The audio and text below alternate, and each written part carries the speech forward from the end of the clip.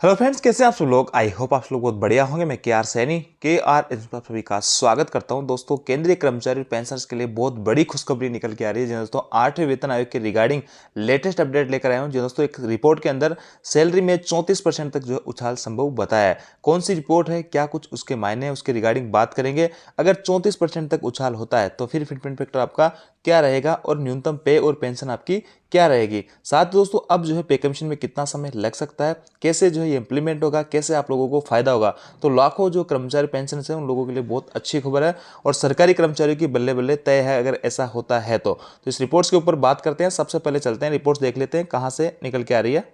दोस्तों, खबर की पड़ताल करने के लिए चलते हैं गूगल क्रोम के ऊपर और यहाँ पे डालते हैं कि एम्बिट कैपिटल रिपोर्ट ऑन एचसीपीसी। दोस्तों, एम्बिट की ही जो यहाँ पे रिपोर्ट जारी की गई है और एम्बिट क्या है वो सारा कुछ वीडियो में आपको देखने को मिलेगा। तो देखिए, थोड़ा सा इसको स्क्रॉल करते हैं तो सारी कुछ चीज़ें इसमें आपको क्लियर हो जाती है। इसमें बताया गया है कि 30 से 34% तक जो आपका सैलरी के अंदर हाइक मिल सकता है पेंशनर्स और कर्मचारियों के लिए। द 7 सीपीसी कमीशन जनवरी 2016 आपके जनवरी 2016 में आपका 7 सीपीसी लागू हुआ था। दिसंबर 2025 में had implemented A mostly modesty salary hike of 14% lowest in since 1970। यानी दोस्तों 14% का जो आपको हाइक दिया गया था 7वें वेतन आयोग के अंदर, जो कि 1970 के बाद में सबसे कम आपको हाइक यहाँ पे देखने को मिला था। अब देखिए, थोड़ा स्क्रॉल इसको और करते हैं तो चारों तरफ जो भी न्यूज़पेपर है सब में ये खबरें छपी है। देखिए, एक दिन पहले की फाइनेंस एक्सप्रेस में eighth central pay commission government employee salary में raise by up to 34% says report now fitment factor. यहाँ पे बिजनेस टुडे जो 2 दिन पहले, यहाँ पे एक दिन पहले फिर वो 34% की यहाँ पे बात की जा रही है। इसके अलावा इधर देखोगे आप तो यहाँ पे फिर आपको जो है काफ़ी सारे न्यूज़पेपर में हुई 34% की इसी रिपोर्ट का हवाला देते हुए आपको 34% की जो है सैलरी में हाइक बताया गया है। तो ये कल जो है रिपोर्ट यहाँ पे जारी की गई थी और सभी जो न्यूज़पेपर है उसमें इसी रिपोर्ट का हवाला देते हुए आपको बताया जा रहा है कि 34% तक की जो है आपकी सैलरी यहाँ पे हाइक होने वाली है। किसी भी टाइप का जो है न्यूज़पेपर आप ले लीजिए, यहाँ पे देखिए एनडीटी प्रॉफिट है, टाइम्स नाउ है, आपके नॉर्थ ईस्ट ये है, मनी कंट्रोल है, इन सभी में यही खबर छपी है कि 34% तक की जो आपकी सैलरी हाइक हो सकती है। तो कहने का मतलब खबर ये एकदम सही है। यहाँ पे इसको और थोड़ा स्क्रॉल करते हैं तो आपको हिंदी में भी ये न्यूज़ आपको मिल जाएगी और यहाँ पे किसी भी एक की जो है अपन यहाँ पे न्यूज़ ओपन करके देख लेते हैं। डिटेल से सारी कुछ चीज़ें आपके यहाँ पे क्लियर हो जाएगी। तो देखिए, यहाँ पे एनडीटीवी की अपन ओपन करते हैं तो यहाँ पे निकल के आता है आपके सामने ये केंद्रीय कर्मचारियों के लिए खुशखबरी, सैलरी में हो सकती है 34% की जबरदस्त बढ़ोतरी, रिपोर्ट में हुआ खुलासा। तो इसी एम्बिट रिपोर्ट का यहाँ पे जो है मेंशन किया गया है कि इसी रिपोर्ट से जो है आपके दावा किया गया है कि हाँ, ये रिपोर्ट आपकी बिल्कुल सही है। आगे लिखा है eight central pay commission and fitment factor ambit capital की रिपोर्ट में कहा गया है कि 7वें वेतन आयोग को लागू होने में 18 से 24 महीने लगे थे। इसलिए अगर प्रक्रिया में और ज्यादा देरी होती है तो इस आयोग की सिफारिश से लागू होने में फाइनेंशियल 2027 तक का काम समय लग सकता है। तो कहने के लिए ये भी क्लियर कर दिया है कि कब तक जो है इसका इंप्लीमेंट होगा। तो 2027 तक, क्योंकि जितना समय पिछले पे कमीशन हो गया था उतना अगर लगता है तो 2027 पे आराम से पकड़ लेगा। तो 2027 तक आपकी ये इंप्लीमेंट होगा, लेकिन डरने की आवश्यकता नहीं कि आपको सारा कुछ एरियर वगैरह यहाँ पे दिया जाएगा। थोड़ा स्क्रॉल करते हैं तो देखिए, eight central pay commission update 8वें वेतन आयोग के लागू होने की राह देख रहे करोड़ों केंद्रीय कर्मचारी पेंशनरों की एक अच्छी खबर सामने आ रही है। दरअसल एक ब्रोकरेज फर्म एम्बिट कैपिटल की एक हालिया रिपोर्ट, ये क्या है, ब्रोकरेज फर्म है एम्बिट कैपिटल की एक हालिया रिपोर्ट में मुताबिक केंद्र सरकार के कर्मचारी पेंशनर्स 8वें वेतन आयोग के तहत अपने वेतन में 34% तक की बढ़ोतरी की उम्मीद कर सकते हैं। आगे लिखा है दोस्तों, यहाँ पे देखिए, थोड़ा और स्क्रॉल करते हैं, इसको पूरी स्टोरी पढ़ते हैं। 44 लाख केंद्रीय कर्मचारी, 68 लाख पेंशनर्स को फायदा इसमें होने वाला है। और आगे देखिए, एम्बिट कैपिटल की रिपोर्ट में कहा गया है कि 7वें वेतन आयोग जनवरी 2016 में जो लागू हुआ था, दिसंबर 2015 से 14% की मामूली वेतन वृद्धि उसमें दी गई थी, तो 1970 के बाद में सबसे कम लागू की गई थी। हमें उम्मीद है कि 8वें वेतन आयोग 1.1 करोड़ बेनिफिशियरी को फायदा पहुंचाने के लिए सैलरी और पेंशन में 30 से 34% की इजाफे की घोषणा करेगा ताकि कंजम्पशन को बढ़ावा मिलेगा। ये है एम्बिट की रिपोर्ट, एम्बिट के ये रिपोर्ट यहाँ पे निकाली थी और इसमें दावा किया जा रहा है कि 30 से 34% तक जो आपका सैलरी यहाँ पे बढ़ने वाली है। 8वें वेतन आयोग में क्या होगा फिटमेंट फैक्टर, उसके रिगार्डिंग मैं आपको भी निकाल के बताऊंगा कितना आपका फिटमेंट फैक्टर निकल के आएगा अगर सैलरी में 30 से 34% हाइक होता है तो, और कितना न्यूनतम वेतन आपका रहने वाला है। आगे देखिए, लिखा है नए वेतन आयोग की सिफारिश से कब तक लागू होगी। 8वें वेतन आयोग की सिफारिश जनवरी 2026 से लागू होनी है। हालांकि इसे तभी लागू किया जा सकता है जब रिपोर्ट तैयार हो जाएगी, सरकार को भेज दी जाएगी और उसकी सिफारिशों को मंजूरी मिल जाएगी। इसे देखते हुए जनवरी 2026 से इसके लागू होने की संभावना नजर नहीं आ रही है। ऑलरेडी काफ़ी डिले हो चुका है और ऑफिसर्स की वैकेंसी भी अभी तक निकली जा रही है, तो उस पर ना कोई जो है टी और इस पर निकला है आगे है, क्योंकि अभी तक इसके संदर्भ में टर्म्स ऑफ रेफरेंस टी और अध्यक्ष और सदस्यों की नियुक्ति नहीं हुई थी। ऐसे में 2027 तक ये मामला आपका खींचने वाला है। एमबीटी की रिपोर्ट में भी ये कहा गया कि 7वें वेतन आयोग को लागू होने में 18 से 24 महीने लगे थे, इसलिए अगर प्रक्रिया में ज़्यादा देरी होती है तो इस आयोग की सिफारिश से लागू होने में फाइनेंशियल ईयर 2027 तक का समय लग सकता है। बेसिक सैलरी और महंगाई भत्ते में भी आपका इजाफा होने वाला है, क्योंकि दोस्तों जब यहाँ पे जो भी पे कमीशन आता है तो उसमें होता है कि आपके बेसिक और डीए को मर्ज करके उसके ऊपर सरकार एक इंक्रीमेंट देती है और डीए आपका 0 से वापस स्टार्ट हो जाता है। एचआरए जो 8, 16 और 24 आपका हो जाता है जेड क्लास में, वाई क्लास में, एक्स क्लास में। और इसके अलावा दोस्तों जब डीए आपका दोबारा से बढ़ेगा तो उसमें आपका बेसिक मोटा हो जाएगा, तो इसमें इस कंडीशन में आपको अच्छा खासा फायदा लॉन्ग टर्म में रहने वाला है। तो वो मैं सारी कुछ डिटेल से आपको बात करूंगा। बाकी यहाँ पे एक चीज़ क्लियर हो जाती है कि इस रिपोर्ट के आधार पर जो आपको 30 से 34% तक का हाइक मिल सकता है। अब चलिए अपन देख लेते हैं पिछले पे कमीशन में कितना कितना हाइक यहाँ पे सरकार ने दिया था। देखिए दोस्तों स्क्रीन पे एक पेज की कॉपी देख पा रहे हैं, ये है 7 सीपीसी की रिपोर्ट से स्क्रीनशॉट लिया हुआ है 63 नंबर पेज का। यहाँ पे सभी पे कमीशन के अंदर जो सरकार के द्वारा हाइक दिए गए वो है।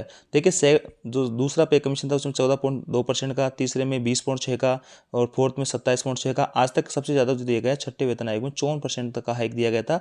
छठे वेतन आयोग से पहले गवर्नमेंट कर्मचारियों की सैलरी बहुत कम हुआ करती थी, इसी के बाद में गवर्नमेंट कर्मचारियों की जो है सैलरी हाइक अच्छा खासा हुआ था और तभी से गवर्नमेंट नौकरियों की तरफ ज़्यादा क्रेज बढ़ा था। पिछला पे कमीशन जो था 7वां उसमें बहुत ही कम हाइक दिया गया था 14.3% का। तो ऐसे में ये जो हाइक दिया जा रहा है ये कैसे डिसाइड होता है, इनसे कैसे फिटमेंट फैक्टर बनता है, मैं आपको थोड़ा सा क्लियर करता हूँ।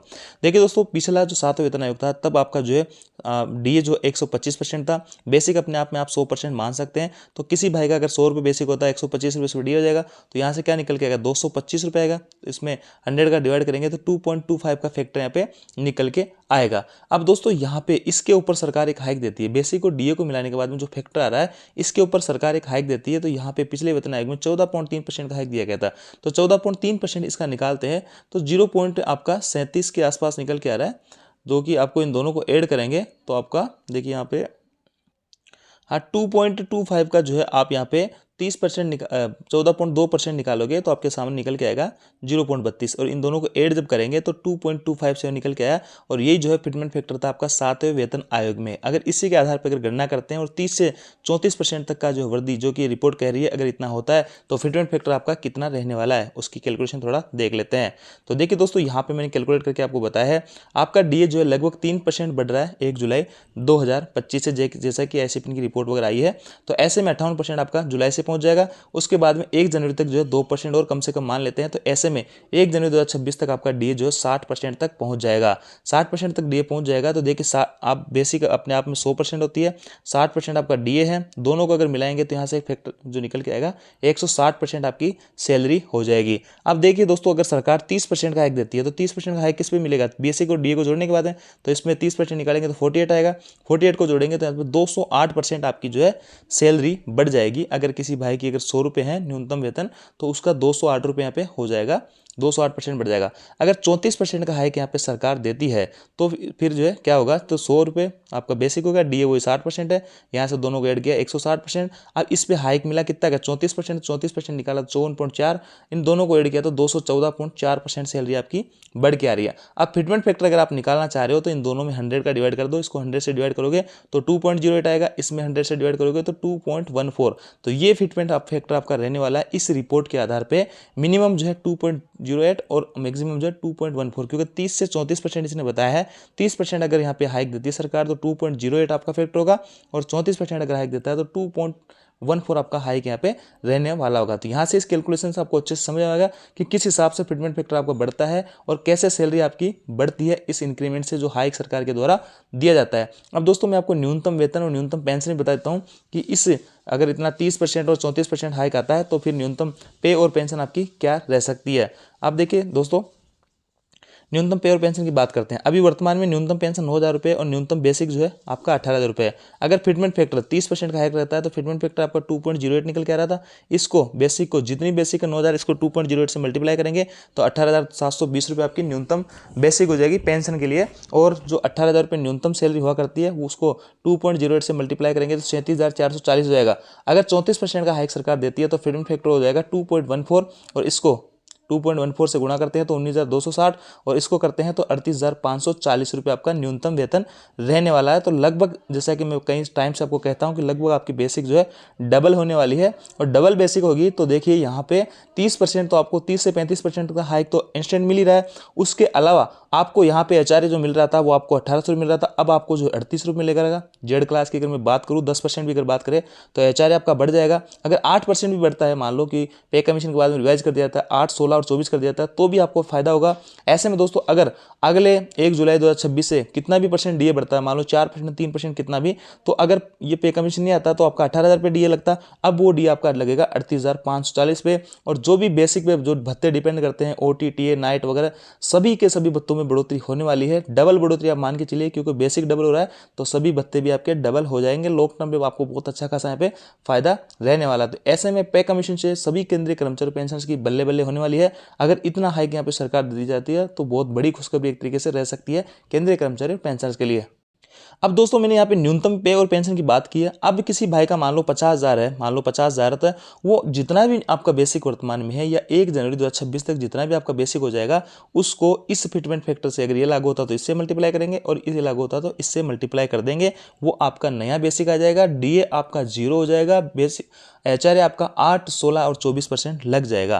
तो ऐसे में आप खुद कैलकुलेट कर सकते हैं आपकी सैलरी कितनी बढ़ने वाली है। तो इंस्टेंट रूप से मैं अगर बात करूँ कि 30% का भी फिटमेंट फैक्टर लगता है तो आपकी जो सैलरी है इंस्टेंट रूप से 35 से 40% के करीब आपकी बढ़ जाएगी, जो कि बहुत अच्छा खासा हाइक आप इसको मान सकते हैं। जैसे कि लेवल 6 वालों की 35,400 है तो उसको जो भी फिटमेंट फैक्टर है उससे मल्टीप्लाई कर लेंगे। किसी भाई के 80,000 तो 80,000 को उस फिटमेंट फैक्टर से मल्टीप्लाई करेंगे, वो नया बेसिक आपका निकल के आ जाएगा। तो यहाँ से आपको अच्छे से क्लियर होगा कि किस हिसाब से आपकी सैलरी वगैरह बढ़ती है और न्यूनतम वेतन कितना हो जाएगा, कितना समय इसमें लग सकता है। जैसा कि पिछले पे कमीशन में टाइम लगा था और अभी तक टीओर वगैरह ट्रेम और प्रेफरेंस वगैरह नहीं बनी है, अधिकारियों की नियुक्ति नहीं हुई है, ऐसे में यहाँ पे टाइम लग सकता है। 2027 तक आपका आंकड़ा जा सकता है। तो ये है दोस्तों अपडेट। यहाँ पे जो रिपोर्ट बताई गई है उसी की चर्चा चारों तरफ न्यूज़पेपर वगैरह में हो रही है। अगर वो सही निकलती है तो आपका 34% तक उछाल संभव है पे कमीशन इस 8वें वेतन आयोग के अंदर। तो ये थी दोस्तों अपडेट। आप जानकारी आपको अच्छी लगी होगी, वीडियो आपका लाइक की दोस्तों के साथ में शेयर जरूर कीजिएगा। Thank you.